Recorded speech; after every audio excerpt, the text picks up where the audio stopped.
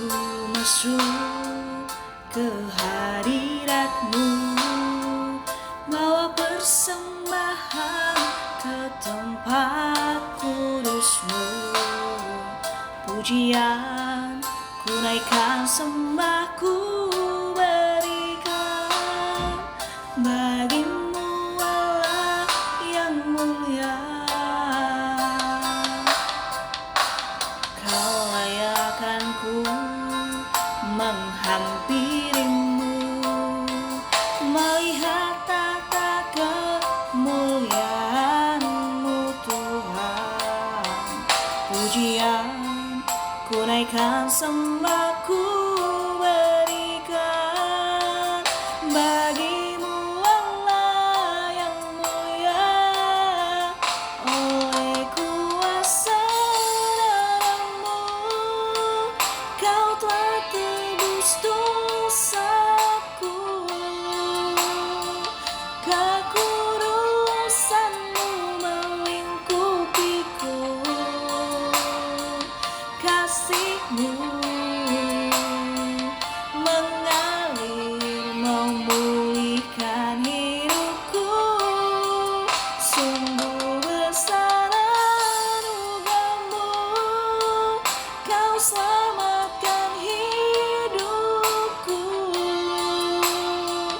Ku menjadi ciptaan yang baru oleh kuasa darah-Mu.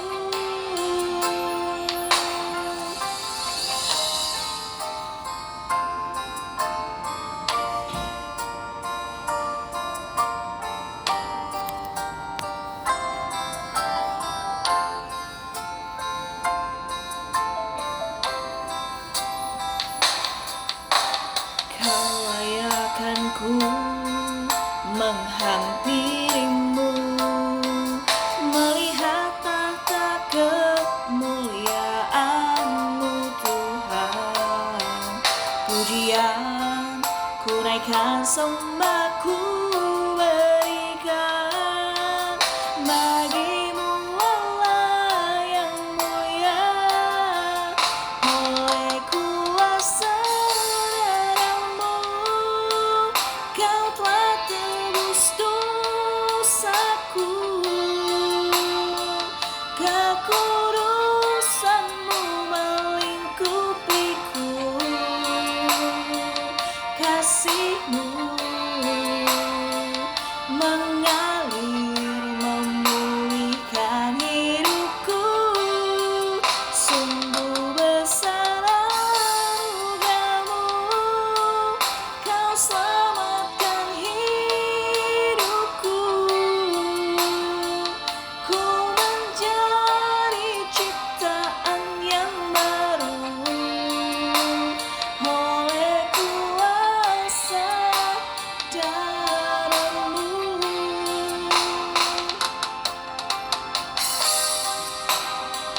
Thank you Lord, pengorbanan-Mu melebihi segalanya. Shalom semua, selalu ada damai sejahtera dan ucapan syukur buat kita anak-anak yang sungguh sudah ditebus dari maut menuju hidup oleh pengorbanan Bapa kita yang baik. Amin. Saat ini saya mau membagi kebenaran roti hidup dari Mazmur pasal 33 ayat 1. Bersorak-sorailah hai orang-orang benar dalam Tuhan, sebab memuji-muji itu layak bagi orang. Di sini bisa diartikan bersorak-sorailah hai orang-orang benar dalam Tuhan. Itu maksudnya teruslah kita mengucap syukur lebih dan lebih lagi,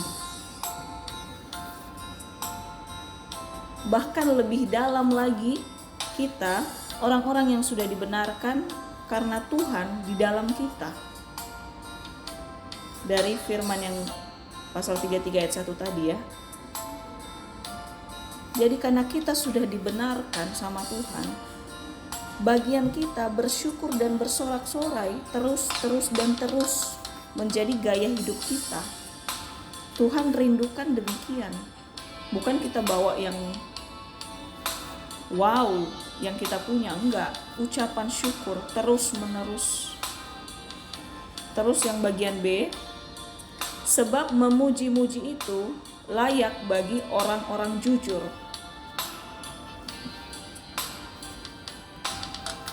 Ini bisa diartikan hidup kita, pikiran kita, bibir kita, tubuh kita, jiwa kita, bahkan roh kita yang tetap harus kita jaga. Kejujuran kita di hadapan Tuhan, sekalipun gak ada yang lihat atau gak ada yang tahu tentang dalamnya kita, tapi Tuhan tahu dalamnya kita, terdalam dari lubuk hati kita. Tuhan tahu, Tuhan mau kejujuran kita. Dan salah satu sifat jujur itu adalah salah satu wujud kita memuji-muji Tuhan dalam semua aspek atau sikap hidup kita. Tuhan gak bisa dibohongi dengan pujian semu atau pujian yang hanya keluar dari bibir. Tapi Tuhan mau dari semua sikap hidup kita, baik kepada sesama, baik kepada Tuhan, harus kita jaga tetap jujur tanpa kemunafikan. Karena itulah wujud kita memuji Tuhan yang sebenarnya. Dan pasti pujian dari sifat kejujuran itulah yang menggetarkan hati Tuhan. Wow, benar-benar di ayat 1 ini simpel sih. Kita udah sering dengar lah tentang bersorak-sorai, memuji-muji. Tapi di sini lebih dalam diartikan. Tuhan ingatkan, kita bersorak-sorai bukan karena kita dapat barang mewah, bukan karena kita dapat promosi atau apalah yang kita idam-idamkan secara jasmani. Sorak-sorak kita, ucapan syukur kita kepada Tuhan harus lebih levelnya dari itu. Karena semua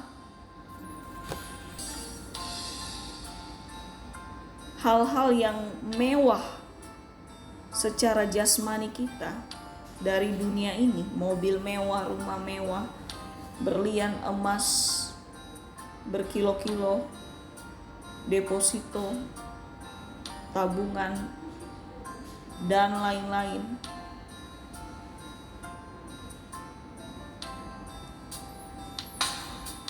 itu gak membuat kita dibenarkan, itu gak membuat kita diampuni dosanya.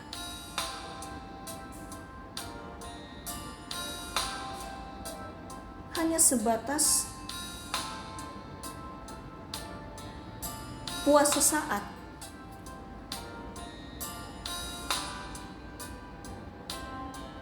Atau simpelnya, semua yang mewah dari dunia nggak bawa kita dekat ke Tuhan, apalagi masuk surga.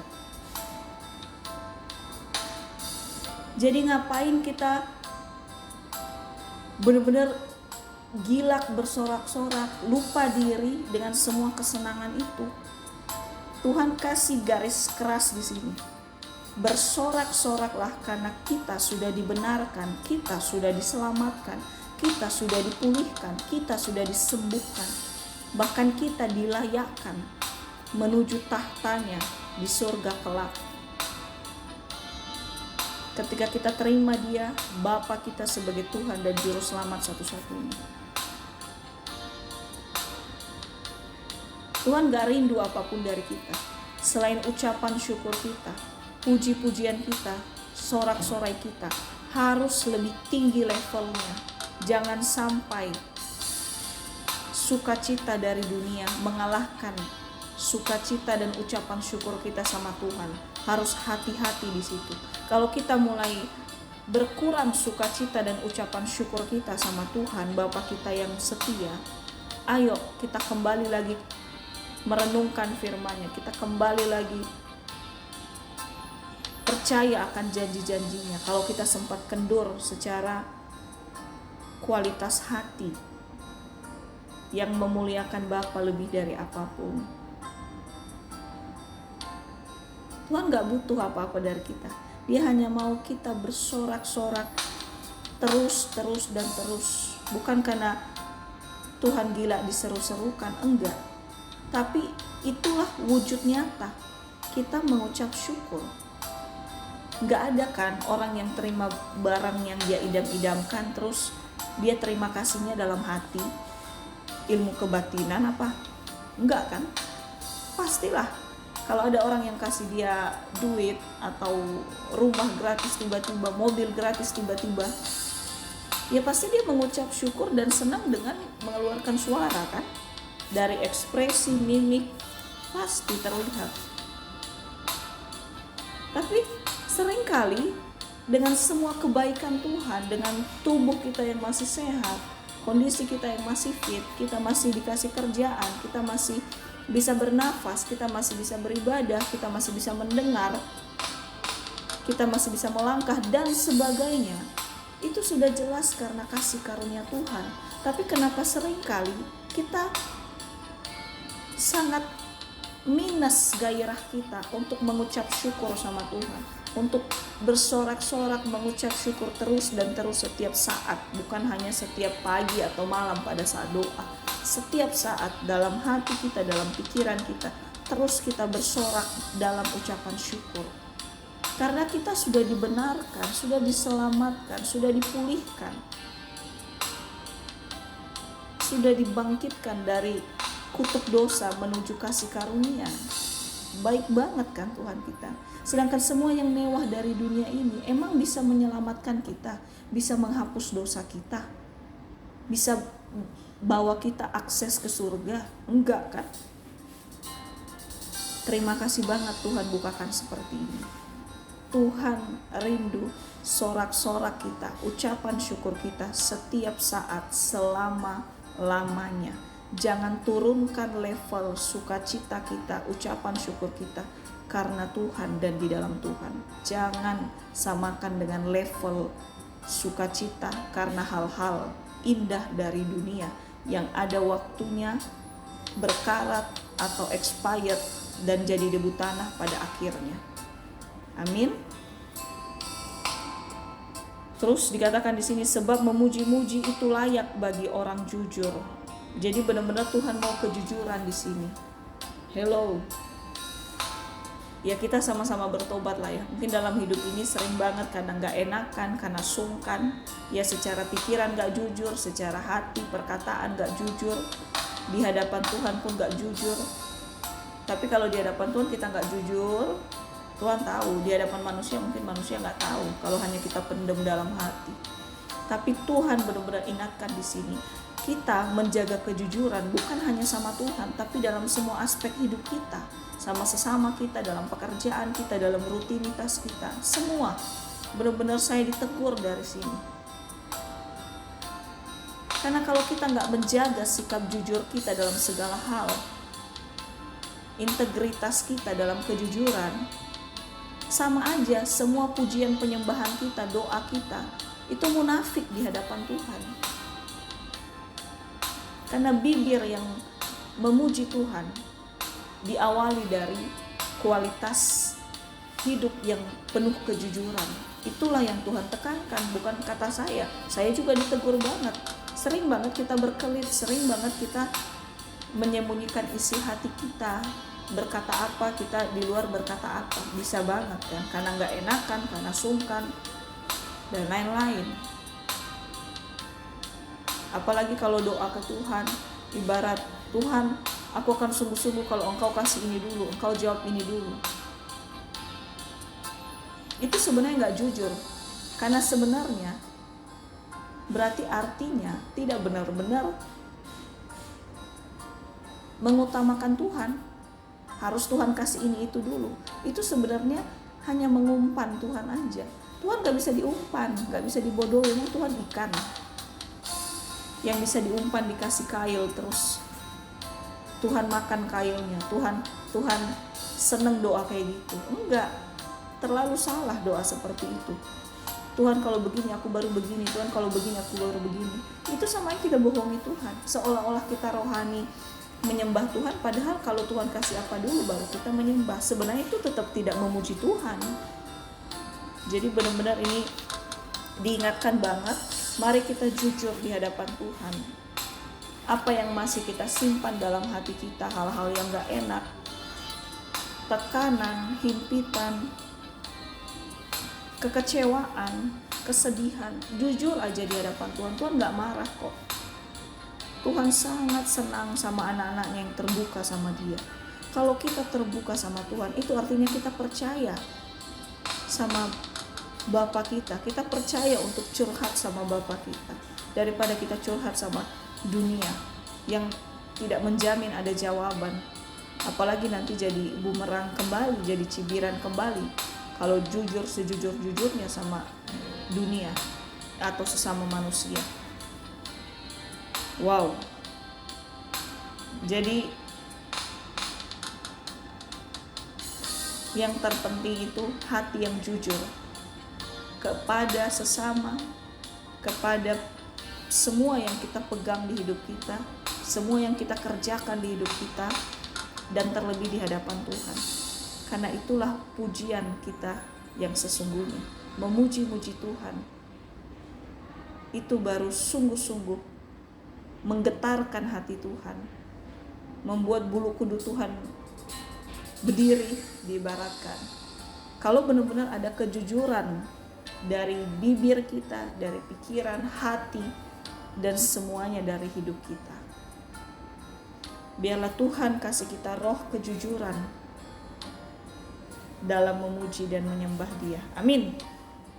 Terus di Mazmur 33 ayat 7. Ia mengumpulkan air laut seperti dalam bendungan. Ia menaruh samudra raya ke dalam wadah. Agak dalam di sini ya, ada air laut dan samudra. Tapi Tuhan baik banget, bukakan di sini. Air laut bisa diibaratkan air masalah, air kekecewaan, air tekanan, air himpitan, air kesedihan. Semua air itu bisa dikumpulkan Tuhan dan dibendung oleh kuat kuasa Tuhan dalam hidup kita. Di hidup kita ada bendungan yang kuat yang tidak akan membuat kita terhanyut, tenggelam, bahkan mati oleh air-air demikian. Sebesar apapun arus airnya, dalam bentuk tsunami sekalipun, air tantangan, air masalah, air kekecewaan, air himpitan, tetap kuat kuasa Tuhan bisa membendung semua itu, melebihi besarnya pengaruh air-air kotor tadi di hati kita dan hidup kita. Karena kuasa Allah melebihi segalanya. Jadi apa gunanya, gak ada faedahnya kita ketakutan berlebih dalam menghadapi air-air masalah, tekanan, air kotor yang masuk di hati dan hidup kita. Wow. Bahkan di sini dijelaskan lagi, Ia, Bapa kita, menaruh samudra raya. Samudra raya itu bisa diibaratkan kekuatan kuasanya Tuhan yang selalu ada dalam wadah hati kita, dalam wadah roh kita. Ketika kita terima Tuhan sebagai Tuhan dan Juru Selamat, Ia gak akan hanya memberikan kita rohnya untuk bisa hidup doang, tapi Dia, Bapa kita, sudah titipkan samudra raya kekuatannya di dalam hati, di dalam wadah hati kita, yang kapanpun bisa kita aktifkan, bisa kita aplikasikan, malah menjadi perisai dan kekuatan kita, apapun, dimanapun, dan bagaimanapun keadaan kita. Amin. Jadi jangan kita memilih tidak mengaktifkan samudra kekuatan kuasa Tuhan dalam hati, dalam roh, dalam hidup kita. Kita nggak sendiri, karena kita penuh kuasa. Karena ada samudra kuasa Tuhan dalam hidup kita. Amin. Jadi unik banget firman-Nya ini. Awalnya waktu saya baca, apa ya maksudnya? Iya di sini emang huruf besar, itu Tuhan mengumpulkan air laut seperti dalam bendungan.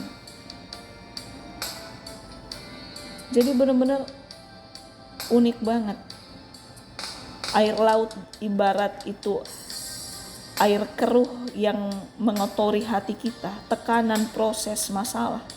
Bendungan itu ibarat benteng kuasa Tuhan yang sanggup menjaga hidup kita tidak tenggelam di dalam air atau di dalam tsunami masalah itu sendiri. Asal kita benar-benar pegang Tuhan, asal benar-benar kita kembali ke Tuhan, apapun kondisi kita, seberdarah-berdarah apapun hati kita, hidup kita, seterpuruk apapun, ibarat udah terhanyut, terbawa tsunami pun kita, kalau Tuhan masih izinkan kita ada nafas hidup, berarti sungguh-sungguh ada bendungan besar dalam hidup kita yang membuat kita pasti bisa bangkit lagi.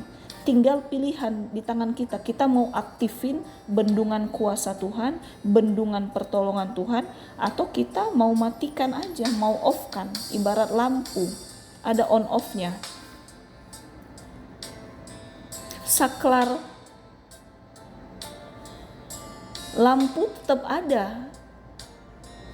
Tuhan sudah kasih di hidup kita saklar lampu dari bendungan kuasanya. Sekarang kita yang bisa neken, kita tekan on hidup, ya kita aktifkanlah bendungan kuat kuasanya melalui perkataan iman, perkataan firman, melalui pengharapan penuh di dalam Tuhan. Itu maksudnya kita aktifkan saklar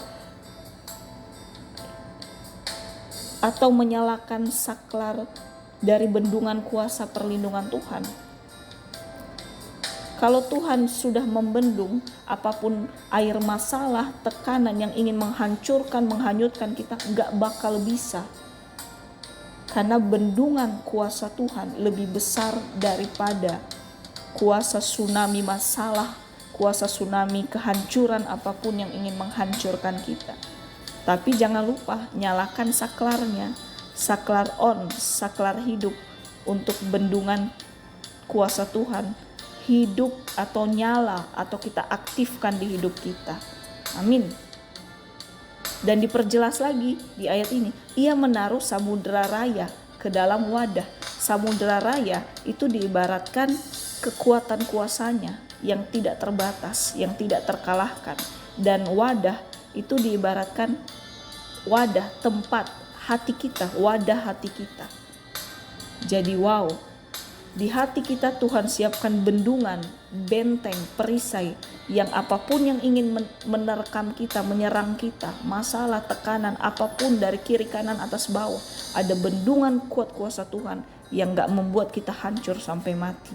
Terus di dalam wadah hati kita, Tuhan sediakan kekuatan samudra, ibarat samudra, kumpulan air yang sangat besar, kumpulan kekuatan Tuhan sangat besar di hidup kita. Saat kita terima Tuhan dalam hidup kita, kuasanya, urapannya, sukacitanya ada di hati hidup kita. Tinggal pilihan kita mau aktifin atau enggak. Saklarnya kita mau hidupin atau enggak.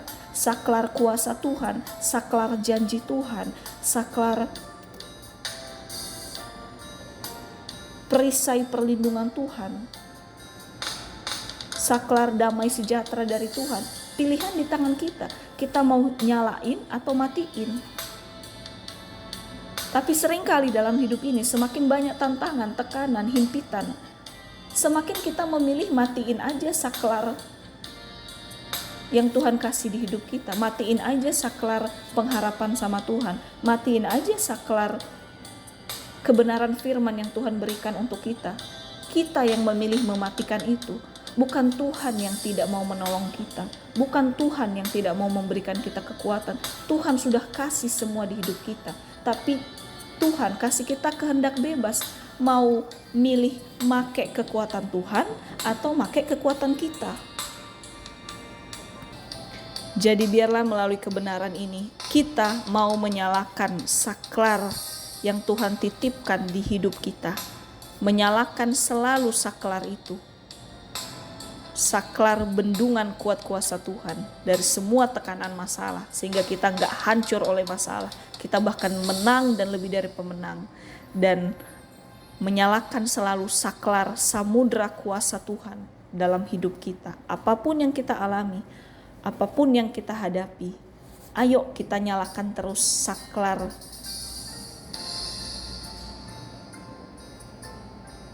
yang Tuhan sudah titipkan di hidup kita. Percaya aja, Tuhan gak pernah jauh dari kita. Tuhan selalu ada sedekat yang gak bisa kita bayangkan. Terlalu dekat, karena Tuhan di dalam kita. Tapi sekali lagi, Tuhan gak ciptakan kita robot yang dikendalikan sama Tuhan. Ikut ini, kita ikut. Enggak, tapi dia kasih kita pilihan. Tapi dia kasih kita pilihan pun, dia udah kasih semua yang bisa kita pilih. Tapi sering banget, karena lebih melihat mata jasmani, mata rohani, melihat masalah, tekanan, kesedihan, dendam, itulah yang membuat saklar kuasa Tuhan kita matikan tanpa sadar dalam hidup kita. Sedangkan ada pun masalah, tekanan, hambatan, semua ada waktu-waktunya memang. Itulah variasi kehidupan. Tapi pilihan kita tetap kita melihat saklar itu yang Tuhan titipkan. Kita aktifkan, kita nyalakan. Supaya kekuatan Tuhan melingkupi kita sehingga kita kuat menghadapi apapun.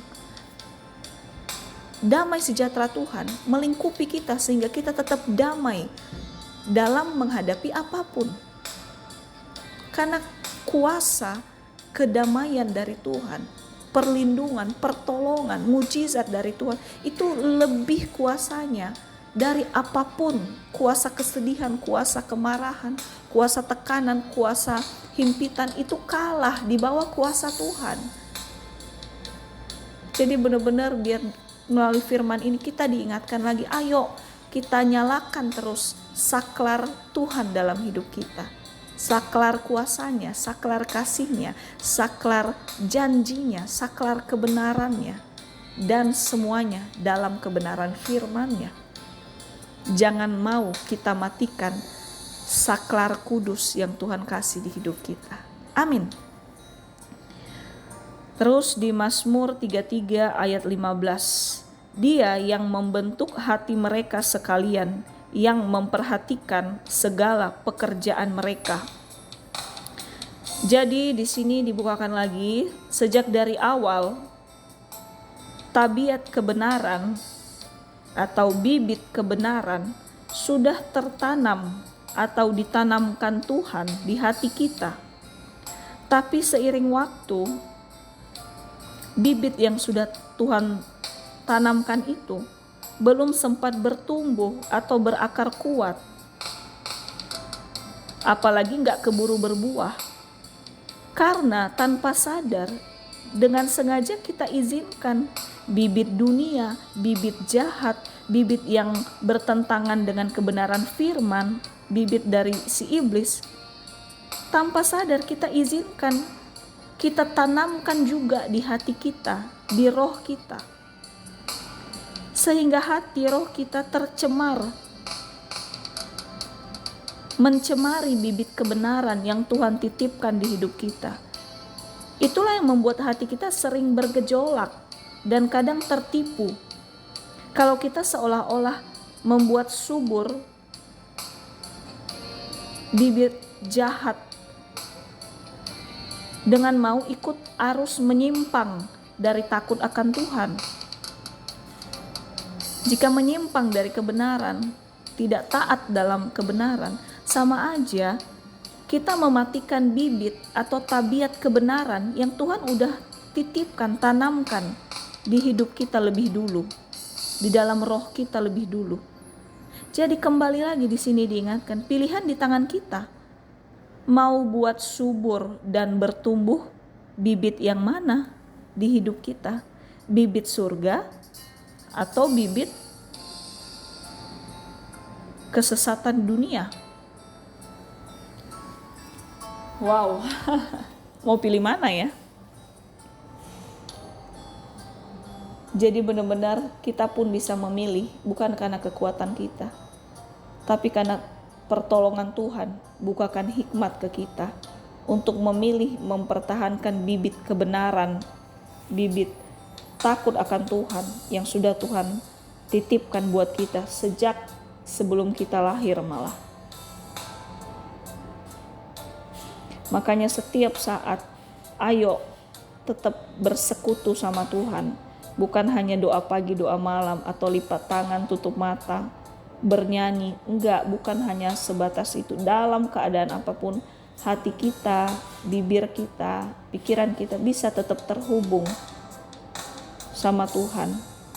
Karena semakin kita sering terhubung dalam kondisi apapun sama Tuhan, maka bibit kebenaran yang Tuhan tanamkan di hati kita semakin bertumbuh menjadi iman yang kuat. Iman di dalam firman-Nya, itulah bibit kebenaran. Karena bibit kebenaran itu ya harus kita imani 100% sehingga berbuah dalam buah-buah roh atau dalam buah-buah kebenaran yang memuliakan Tuhan.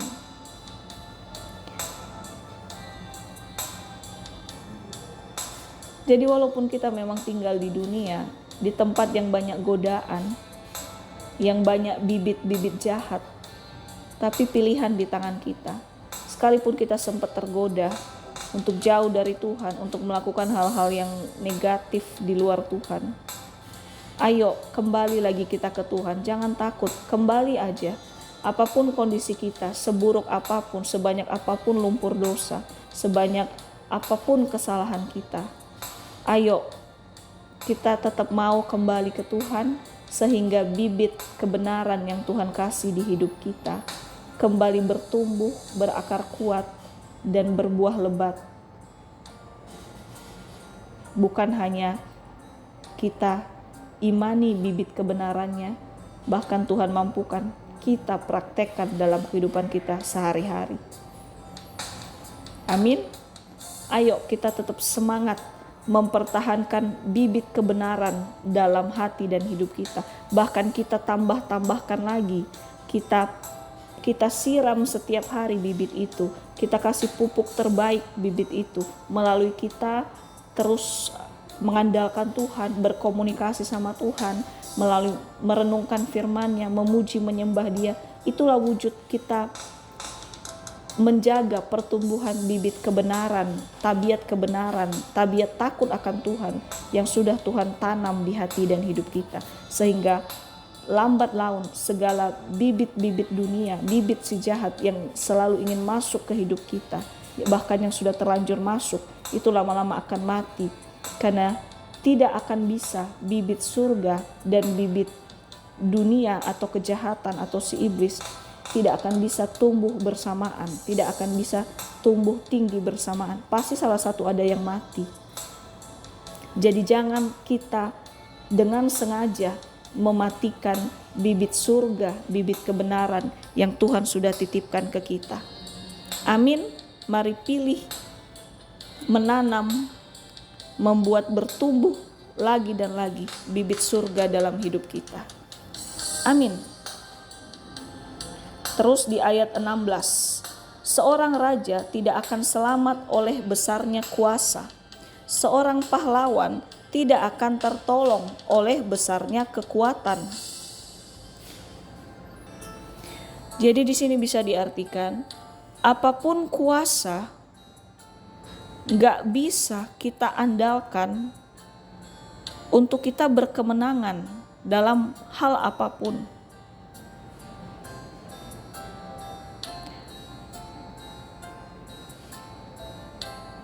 Karena hanya melalui pertolongan Tuhan yang nyata dan kekuatan Tuhan yang nyata dalam hidup kita yang membuat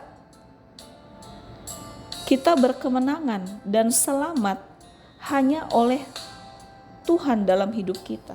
Bukan karena perbuatan kita atau apa yang bisa kita beri untuk Tuhan. No, Tuhan gak bisa disogok. Memang Tuhan anak-anak yang disogok sama permen. Jadi benar-benar dalam banget ayat 16 ini. Seorang raja tidak akan selamat oleh besarnya kuasa. Raja loh, apalagi kita. Kita udah raja ya. Ya di sini diibaratkan walaupun kamu kaya raya, kamu punya segalanya, kamu bisa bangun rumah ibadah, bisa bantu hamba-hamba Tuhan dan semuanya, betapa besarnya pun kuasa pemberianmu, tetap di sini semua itu gak akan menolong untuk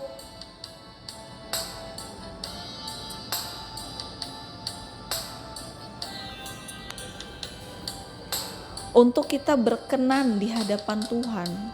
Karena yang membuat kita berkenan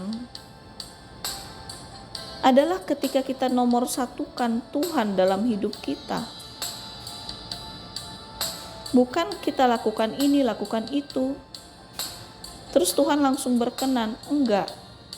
Tapi biarlah itu hasil kedua setelah kita benar-benar mengandalkan Tuhan dan kekuatannya dalam hidup kita. Jangan kebalik. Kebanyakan orang merasa baru berkenan di hadapan Tuhan, baru bisa masuk surga, baru bisa dipakai Tuhan lebih dahsyat, baru akan diberkati lebih berlimpah-limpah kalau udah melakukan kebaikan ini, kebaikan itu, udah menabur ini, menabur itu. Itu sama aja kita menyogok Tuhan. Tuhan gak bisa disogok dengan perbuatan kita, dengan harta kita, dengan kebaikan kita, kebaikan terhadap sesama pun. Semua itu baik, tapi itu adalah hasil kalau hubungan kita dengan Tuhan benar-benar prioritas terutama. Itu adalah hasil dari hubungan kita dengan Tuhan. Jangan dibalik. Jadi biarlah yang terutama kita terus melekat sama Tuhan, kita terus mau dipimpin sama Tuhan, sehingga Tuhan yang akan menggerakkan kita, yang akan memampukan kita untuk melakukan hal-hal yang menyenangkan Tuhan di kehidupan kita sehari-hari. Jadi jangan pernah kita mengandalkan kekuatan, kuasa, pengaruh, kekayaan apapun lah yang kita miliki untuk memancing kasih karunia Tuhan atas hidup kita, apalagi memancing supaya bisa masuk surga. Tetap terima Tuhan sebagai Tuhan dan Juru Selamat. Maka oleh darah Yesuslah kita dilayakkan ke tempat tahtanya yang kudus di surga.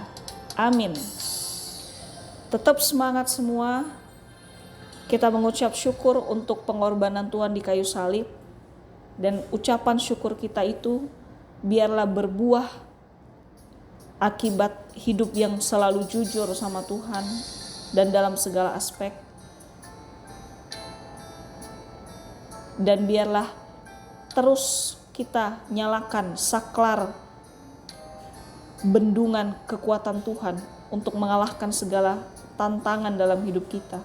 Dan kita terus nyalakan samudra kekuatan kuasa Tuhan di dalam wadah hati kita untuk terus kita menang atas apapun itu.